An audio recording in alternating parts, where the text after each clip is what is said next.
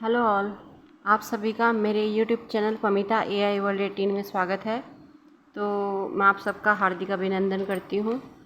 तो मैंने अपनी लास्ट वीडियो में आपको पढ़ाया था, आप सभी को याद हो अगर, कि मैंने आपको अपनी लास्ट वीडियो में फ़िल्टर एम्बेडेड पढ़ाया था। और मैंने आपको बोला था कि मैं अब स्टैटिस्टिक में 1 साल पूरे होने पर कि स्टैटिस्टिक के साथ थोड़ा मैथ्स इन्वॉल्व करना पड़ेगा, क्योंकि अब इसमें स्टैट्स के साथ साथ मैथ्स भी यूज़ होगा। तो इसमें क्या करना है, मैथ्स में क्यों यूज़ होगा, देखो मैंने आपको एक प्रिंसिपल कंपोनेंट एनालिसिस पढ़ाया है। प्रिंसिपल कंपोनेंट एनालिसिस के अंदर क्या था कि उसमें ना मैट्रिक्स का एक यूज़ होगा। मैट्रिक्स किसके अंदर आता है, मैथ्स के अंदर आता है। जैसे कोवेरिएंस मैट्रिक्स हो गया। अब जो टेक्निकल के बच्चे हैं वो तो समझ जाएंगे कि मैट्रिक्स क्या होता है, ठीक है। लेकिन जो पहली बार नॉन टेक्निकल के बच्चे हैं वो नहीं समझेंगे कि मैट्रिक्स किसे कहते हैं। तो इसलिए आपको थोड़ा मैट्रिक्स के बारे में पढ़ाना ज़रूरी है, क्योंकि अब आप लोग बोलोगे PCA क्या होता है। तो PCA मैंने पीछे की वीडियोज़ में पढ़ा दिया है। जो बच्चे सीरियसली पढ़ रहे हैं इसके, डाटा साइंस के या आर्टिफिशियल इंटेलिजेंस के, वो जाके देखें पीछे की वीडियो में किसे कहते हैं PCA। तो PCA में आपको बता दूं छोटा सा एक, इसको नटशेल में बोलते हैं कि ओवरफिटिंग की परेशानी को दूर करने के लिए हम प्रिंसिपल कंपोनेंट एनालिसिस का यूज़ करते हैं। ओवरफिटिंग क्या होती है ये भी मैंने पीछे आपको पढ़ा दिया है। तो प्रिंसिपल कंपोनेंट एनालिसिस जब हम करते हैं किसी डाटा साइंस में या मॉडल बनाने में, तो हम उसमें सबसे पहले उसका मीन निकालते हैं। मीन तो आपको पता है, जिसे हम एवरेज भी कहते हैं। एवरेज तो निकालना आता है सबको, ठीक है, मैथ्स आता होगा। फिर हमें कोवेरिएंस निकालना होता है। कोवेरिएंस क्या होता है ये भी मैंने पीछे की वीडियोज़ में पढ़ा दिया है, आप जाके देखिए। फिर यहाँ आइए, कोवेरिएंस किसे कहते हैं। और फिर हम उसके बाद निकालते हैं आइजन वैल्यू और आइजन वेक्टर। और इसी आइजन वैल्यू और आइजन वेक्टर को निकालने के लिए हम कोवेरिएंस मैट्रिक्स का यूज़ करते हैं। अब कोवेरिएंस मैट्रिक्स का जब हम यूज़ करते हैं तो यहाँ आ गया मैथ्स। यहाँ पे आपको पढ़ना पड़ेगा मैथ्स, ठीक है। और देखो मेरा मेन फोकस ये रहेगा कि मैं उतना ही मैथ्स आप लोगों को पढ़ाऊँ जितना डाटा साइंस में या फिर आर्टिफिशियल इंटेलिजेंस में यूज़ होता है। ऐसे तो मैथ्स बहुत बड़ा सब्जेक्ट है, तो मैं आपको सब कुछ नहीं पढ़ाऊँगी, सिर्फ उतना पढ़ाऊँगी जितना हमें चाहिए होगा इस फील्ड में, डाटा साइंस के और आर्टिफिशियल इंटेलिजेंस में। सब नहीं पढ़ाना है, तो मैं फिर आपको मैट्रिक्स ही पढ़ाऊँगी, ताकि आपको पता चले कि हम कैसे प्रिंसिपल कंपोनेंट एनालिसिस निकालते हैं। अच्छा, ये जो है आपको मैथ्स जो मैट्रिक्स है ये सब कंप्यूटर निकाल के देगा, लेकिन जब आप इंटरव्यू में जाते हैं बड़ी बड़ी कंपनीज़ में, वो आपसे पर्सनली ये कुछ क्वेश्चंस दे देती हैं जो आपको मैथ्स का पता होना चाहिए, ठीक है।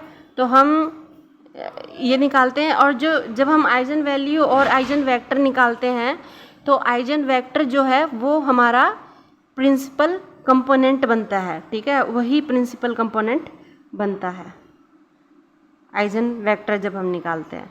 तो हमें क्या पता होना चाहिए, हमें आइजन वेक्टर पता होना चाहिए कि आइजन वेक्टर किसे कहते हैं।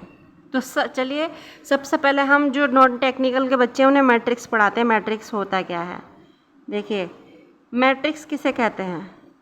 मैट्रिक्स, अब आप बोलोगे कि मैट्रिक्स एक कीनू रीव्स की मूवी थी, उसे भी मैट्रिक्स बोलते हैं। नहीं, ये वो वाली मैट्रिक्स नहीं है। हालांकि मैट्रिक्स उसमें जो दिखाया गया है कुछ वैसा ही है कि एक के अंदर रो के अंदर रो, कॉलम के अंदर कॉलम, ऐसे कुछ होता है। ऐसा कुछ होता है मैट्रिक्स, देखिए ऐसे, ठीक है।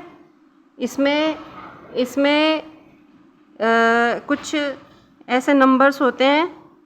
फॉर एग्ज़ाम्पल यहाँ पर ऐसे कुछ नंबर दिए होते हैं, 1 2 3 4 5 6 7 8 9। मैंने रैंडमली ऐसे ही ले लिया है, ये हमारी एक तरीके की मैट्रिक्स हो गई, ठीक है। तो ऐसे हमें मैट्रिक्स दिया होता है। अच्छा, इसको हम क्या बोलते हैं, इसको हम इंग्लिश में बोलते हैं रो, ठीक है। यहाँ से अगर हम देखेंगे इधर की साइड जाते हुए तो इसे हम बोलेंगे रो, और इधर से नीचे को आते हुए हम क्या बोलेंगे, कॉलम। यहाँ से आते हुए क्या बोलेंगे, कॉलम, ठीक है। तो ये होगी रो और ये हो गई कॉलम, इसे याद रखना, ठीक है। जब हम ये सब पढ़ाने के बाद जब हम अपना कंप्यूटर सिस्टम पे आएंगे, मैथ्स और स्टैट्स पढ़ाने के बाद, तो ये आपको रो और कॉलम में कन्फ्यूजन ना हो। तो हम इस मैट्रिक्स को कैसे लिखेंगे, इसको हम लिखेंगे 3 × 3। 3 क्या है, 3 रो हैं और 3 कॉलम हैं। ठीक है, समझ गए आप? 3 तो रो हैं और 3 कॉलम हैं। ये हो गया हमारा मैट्रिक्स।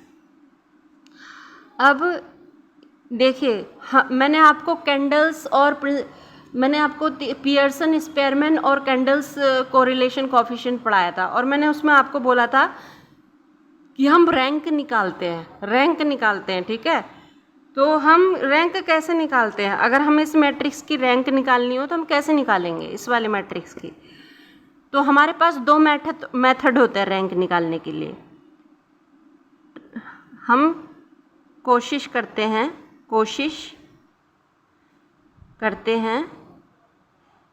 रैंक निकालने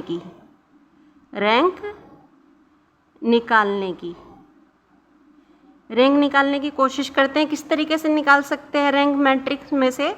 इसी मैट्रिक्स को अगर मैं देखूं तो कैसे निकालेंगे? 2 तरीके से निकालेंगे। एक तरीका होगा डिटरमिनेंट्स का, डिटरमिनेंट, इंग्लिश में इसको डिटरमिनेंट ही बोलते हैं। ठीक है, तो आपको ये वैसे ही याद करना पड़ेगा। डिटरमिनेंट का तरीका,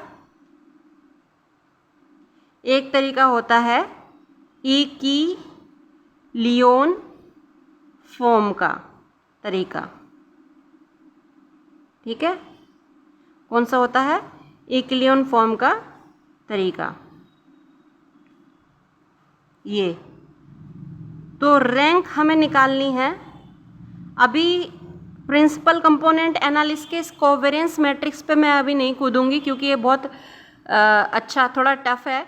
उससे पहले मैं आपको ये इजी पार्ट समझाऊं जो नॉट टेक्निकल के और टेक्निकल के बच्चे हैं, कि मैट्रिक्स किसे कहते हैं।